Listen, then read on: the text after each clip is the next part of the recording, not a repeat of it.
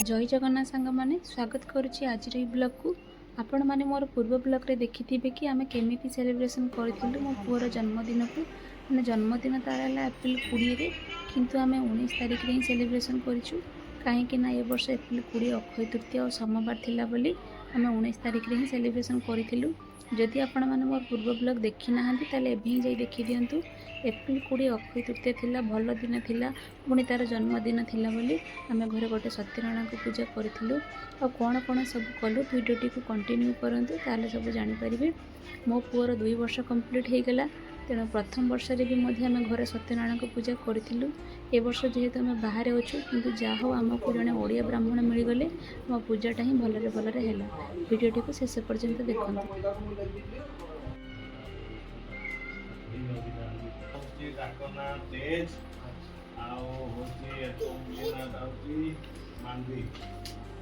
तेज तेज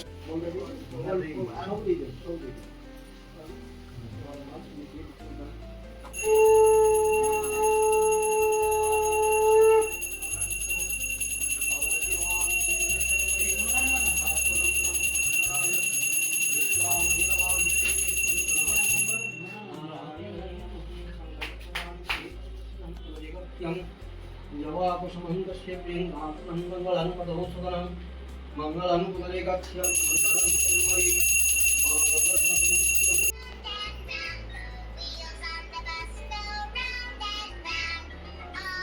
पापा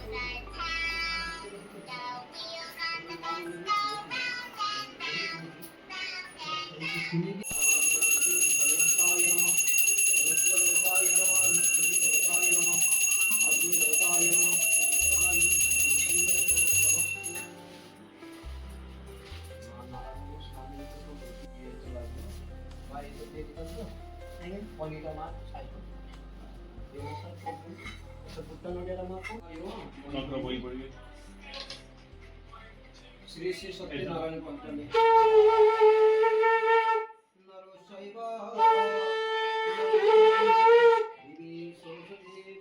ना देखे सुखे मुक्ति दुखी काल गेलो विपदा विष्टन से भूमिया न करे भिक्षा ना होया किंतु होया कातरे पर्वतरे बसिलेन विश्वस्त बदने रोदन करेन कष्ट दुखी भवि मने दयालु होय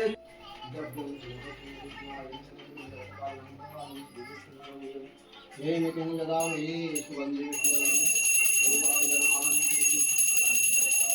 स्वाहा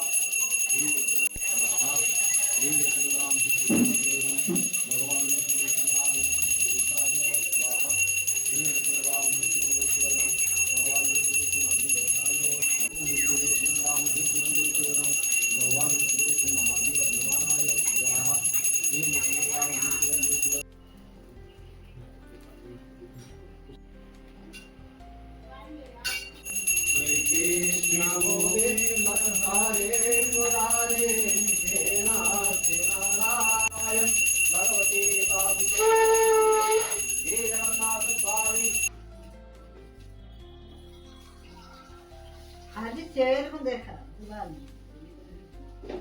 समस्या रेडी है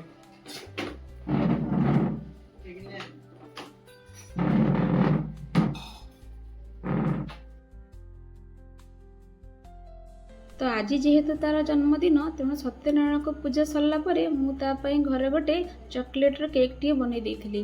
आपण माने पूर्व ब्लॉग रे देखिथिबे से केक काटला बेले केउंगळी भाबरे डरी जाई कि कांदुथुला भाबिली किंतु आज से कांदीबनी आज केक टी काटिबो किंतु सेही सेम ही कथा आज भी से केक काटला बेले को सेही कांद सेही डर सेमती सेम ही अछि।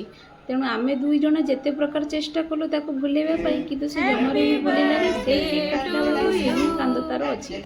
तेणु ए वर्ष किंतु आमर सब किछि भलरे हैला किंतु केक कटिंगटा भी भलरे हेई परलानी कोन करबा छोटो छुआ आ तो वीडियोटी केमिति लागिला आपण माने कमेंट माध्यम रे जणेबे आ वीडियोटी भल लागिला लाइक आ सब्सक्राइब निश्चित करबे। रहिली पुणी देखाबो नेक्स्ट वीडियो बाय